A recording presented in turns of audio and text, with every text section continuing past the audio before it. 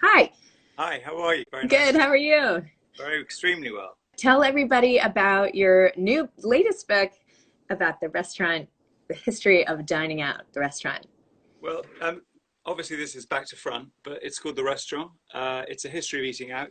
In the States, it has a slightly different cover. It's called A 2000 Year History of Dining Out, because you talk about dining out rather than eating out. And it basically traces the restaurant story from, well, I go back as far back as Pompeii in AD 79 when there was a thriving hospitality industry. And then I come right up to date. Although I have to say, I come up to date about 3 or 4 weeks ago. So, whilst I look into the future at the end of the book, I did that without knowing, that we would have a crisis like we are at the moment. And you might think it's quite extraordinary. I mean, some people have said it's impeccable timing that my book has come out, A History of Eating Out When You Can't Eat Out. I have to say that was a coincidence. I think the publishers and I were slightly worried, but actually, I think it's a great time to think about it because some of the restaurants that we knew a few weeks ago might well be history. And if we can't eat out, then I think we can enjoy the story of hospitality vicariously through books like this. And I think it's a great time to, on my podcast, my Instagram live, every week on Tuesdays and Thursdays, I'm speaking to chefs and finding out what they're up to. And even though the whole industry is sort of on hold at the moment, thank goodness that the food world is full of, I think, some of the most creative, energetic, passionate, and ingenious people. And if they can find a way of getting back up and running, then I think we have some hope. And I think, as you know, from all the chefs and food writers, there's lots of creative ideas out there. People are going to have to reinvent the wheel in a way, but hopefully we'll get a vaccine one day. But anyway, yeah. So that's my book. Wow. But there have been times, as you point out in your book, where the dining industry has been disrupted before and has had to rebound. So tell me how other points in history have allowed us to come back and have a thriving restaurant industry again. Well, obviously, war isn't great for the restaurant business, and I think certainly, world wars were a kind of certainly. I think for the story of British food was sort of final nail in the coffin after the Victorian era. And once we had rationing imposed, where we really had to limit the food that we ate, and in order to cope with rationing mentally, we needed to limit our expectations, because there's nothing worse than being permanently exasperated by the lack of good food. So if you condition yourself to appreciate and put up with the best that you can get, then you get through it. So, but Britain after the Second World War, and I think a fair amount globally, it was a fairly bleak scene. But it took several decades, and it took some very entrepreneurial minds to get the dining scene going again.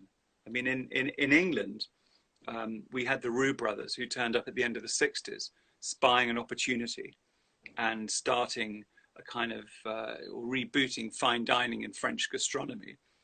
But then around the world, we've seen ingenious inventiveness from people. The guy who basically invented conveyor belt sushi started in Osaka in the 1950s. And that was inspired by a visit to his local brewery, where he saw the Asahi beers going around the factory on conveyor belts. And he thought, well, that's a really clever way of moving food from kitchen to table without having to have too many staff. I think that some of the most exciting moments in dining have come out as a result of crisis. The French Revolution sliced off the heads of the aristocrats, and in doing so, it made a huge amount of staff redundant. And the houses of the French aristocracy were run like smart hotels. People who understood budgets, and people understood how to serve, not to mention how to cook, whether it was pastry or being a mainstream chef. And a lot of those people from the aristocratic houses, some of them fled to England, others didn't feel they needed to go into exile, went to Paris and opened restaurants. And while the restaurant scene in Paris is not just because of the French Revolution. There were hundreds of restaurants, of more restaurants after the French Revolution than there were before. And then also, I think, I mean, it's not exactly crisis, or you could say the counterculture situation in the 1960s in the United States was the situation into which the great Alice Walters emerged and created Chez Panisse. And certainly she was a sort of left-wing firebrand, anti-war campaigner. All of her friends were of that ilk, be they journalists or artists, and they would congregate together. She would eat for them, cook for them, and they loved it so much. She loved it so much. She opened a restaurant. But there was a spirit of counterculture there, but also she opened as a direct rebellion, if you like, against the growth of the fast food world. She wanted to connect farmers with people. She wanted to embrace farmers as well as locality and seasonality. So, yeah, there are moments in, the restaurants aren't created in a vacuum. They're part of culture, they're part of politics, they're part of economics. They're planned according to the economy of a country, and they can be a reaction to or go side by side with the political or the media landscape. So, when we lose them, we lose a cornerstone and a key part of our culture, I think. It's so true. The big problems we have is about how the lockdown unlocks and what going into a restaurant feels like. Because hospitality is not about seeing members of staff in masks and having to sit 2 meters apart from another table. I mean, what happens to the banter between couples, and on the next door table? If you're at a bar and you're a pub, half the fun is the queue and waving of your note to try and get the attention of the bar staff. That hustle and bustle, they're part of hospitality. So I think that it's going to be very, very difficult. I think lots of chefs are trying to keep themselves occupied by doing as much as they can, by doing takeouts and so on, reinventing their business, becoming retailers. Quite a lot of them are turning to food box delivery, because a guy called Mike Robinson in this country, who's a great lover of wild food. He has a restaurant called The Woodsman in Stratford-on-Avon, where Shakespeare was born. And he is now sending out boxes of venison that he culls himself. But the problem is, whilst his passion is wild food, it often takes the customer to go into a restaurant to pluck up the courage to order something that's not pork, lamb, or chicken. And there's only so many people that want to buy venison. And actually, if not restaurants are open and don't order them, we're going to have a whole country roaming with deer.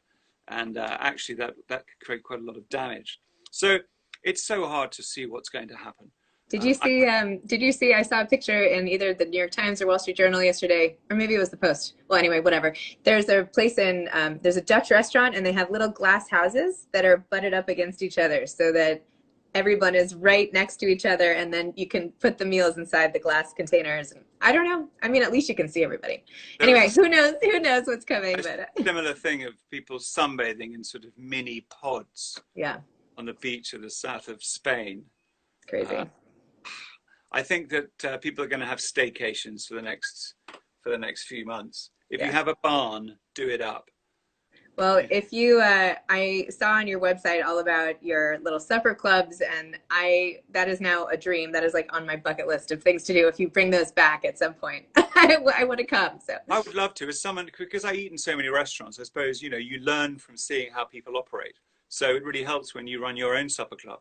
If you've seen great maitre d's operate, when you have your own problem, you remember, what would Diego Mattiega, who ran the 3-star Michelin Waterside Inn in Bray, the Roux Brothers restaurant, how did he deal with really rude customers? And you have to sort of remember that when you're dealing with your punters, because it's all about service and so on. Right. And one's instinct, certainly as a critic, is to sort of throw food back at them, and throw it back at you when you're running. So yeah, well, I just hope to start again one day. Me too. Well, thank you so much for coming on. I'm excited to hold up your book one more time for everybody, called The Restaurant. If you cannot go out, at least you can read the book. So we have that. There we go. Use it as a fan. Use it as a fan. Use it as a doorstop. Put it in your kitchen. All right. Thank you so much for coming on the show. Pleasure. Lovely. Thank you. Okay. Bye, William.